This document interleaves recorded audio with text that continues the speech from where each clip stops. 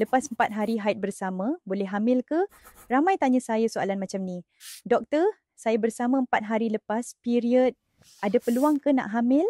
Jawapannya, ya, masih ada peluang. Tapi ikut kitaran haid masing-masing. Hari keempat haid biasanya masih dalam fasa awal kitaran. Kalau kitaran anda pendek, contoh 21-24 hari, ovulasi boleh berlaku seawal hari ke-8 atau 9. Jadi sperma yang tahan beberapa hari boleh bertahan dalam rahim dan jumpa telur yang dilepaskan. Bila masa sesuai untuk tahu hamil? Kalau nak buat UPT, pregnancy test, tunggu sekurang-kurangnya 12-14 hari selepas bersama atau hari sepatutnya haid berikutnya. Untuk bantu peluang hamil lebih tinggi, kenal waktu subur, pakai ovulation kit atau tengok tanda badan.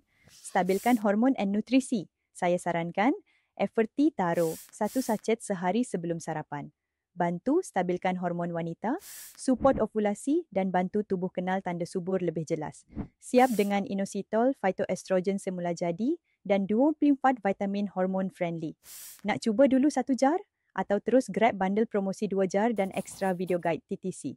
Boleh klik link, Efferti ada offer sekarang.